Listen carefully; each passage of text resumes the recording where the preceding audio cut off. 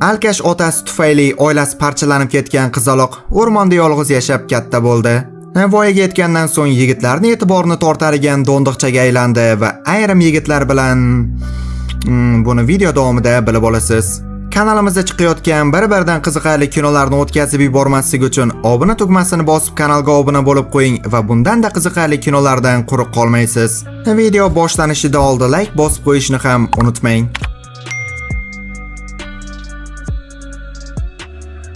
T-O-R 1969-yil ikki bolakay Ches ismli yigitning jasadini botqoqlikdan topdi. U hech qanday iz va hattoki barmoq izlari bo'lmagan minoradan qulab vafot etgan. Qurbondagi yagona dalil uning kiyimiga ilashib qolgan qizil jun tolalari. Mahalliy aholi yigit o'z joniga qasd qilganiga ishonishmayapti. Hamma botqoqdan gumon qiladi. Yoshligidan beri botqoqlikda yashaydigan qizni shunday atashgan. Politsiya darhol uning kulbasiga bordi, lekin qiz u yerda yo'q. Uyga kirib dalil sifatida qizil junli shapkani topadilar. Bu vaqtda botqoq, ya'ni Kaya o'rmonda yashiringan edi. Bir necha kundan so'ng politsiya qizni hibsga olishga muvaffaq bo'ladi. Tez orada uning yoniga Milton ismli advokat tashrif buyurib, qizga chin dildan yordam berishni xohlashini aytdi. Chunki shaharda hamma uni aqldan ozgan qotil deb bilardi. Erkak uning hayoti haqida hamma narsani bilmaguncha o'z ishini yaxshi bajara olmasligini tushuntiradi va Kaya advokatga ishonishga qaror qilib, unga hayotini boshidan oxirigacha aytib bermoqda. U o'tmishda katta oilasi bilan yashagan, otasidan boshqa hamma qizlariga telbalarcha oshiq edi. Otasi spirtli ichimliklarga mukkasidan ketgan, shuning uchun u tez-tez barcha oila a'zolariga qo'l ko'tarardi. Ted ismli do'sti Kayani himoya qilishga uringanida otasining jahli chiqadi va tuni bilan qiz pianist otasining onasini kaltaklayotganini eshitadi. Bir muncha vaqt o'tgach ayol bunday hayotga chiday olmay oilasini tark etdi. Onasi ketgandan so'ng iflos otasining qiynoqlariga bolalari bir oygina bardosh bera oldi. Shundan so'ng Kayaning opalari va akalari ham uyni tark etadi. Ularning ichida eng ko'p azob chekkani Jodi ismli akasi. U singlisiga qisqichbaqalar qo'shiq aytadigan botqoqqa yashirinishni maslahat beradi. Zolim otasi bilan qolgan qizaloq uning ko'ziga tushib qolmaslikka harakat qilib, butun bo'sh vaqtini chiroyli tabiatda o'tkaza boshlaydi. Bir kuni qiz adashib qoldi, lekin do'sti Ted uni qutqarib iziga qaytaradi.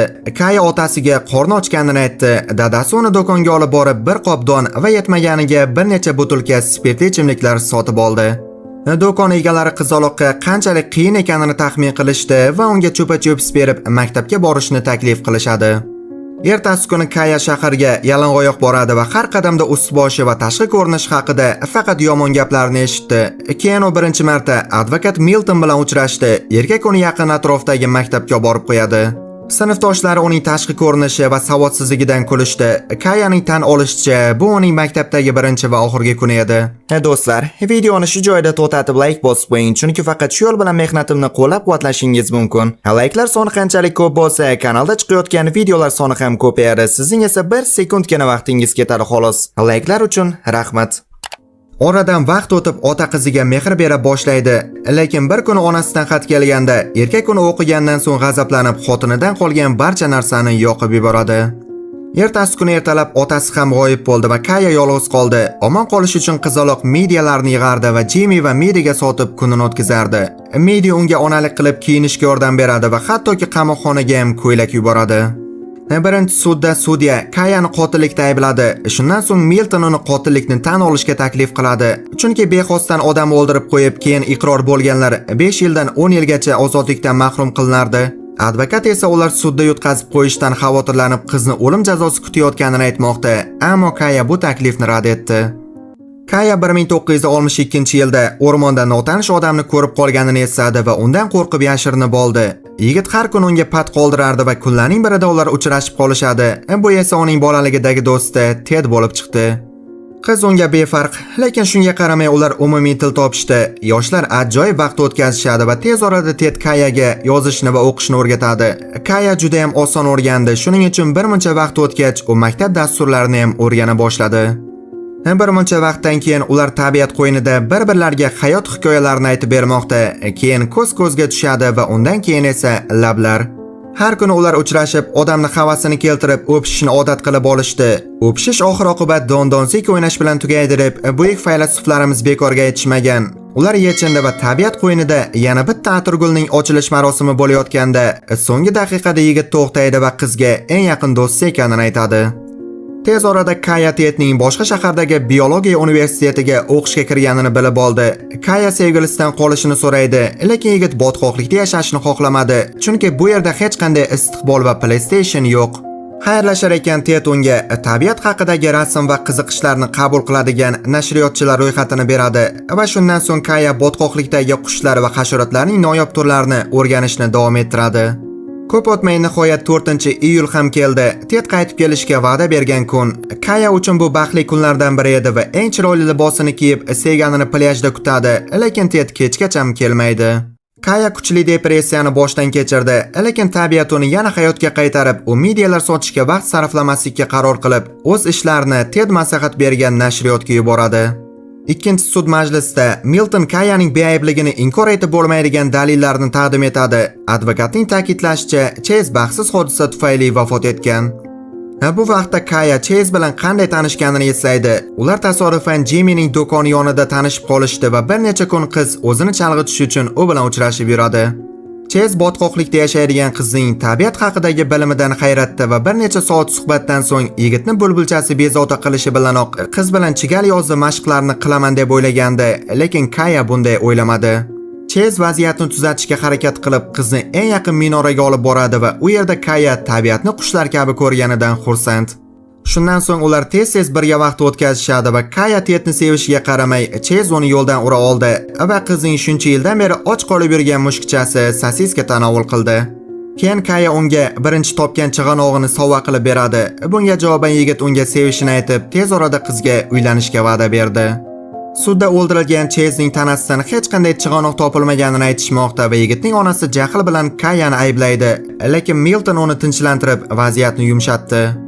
Kaya hayoti Chase bilan baxtli o'tgani haqida eslamoqda.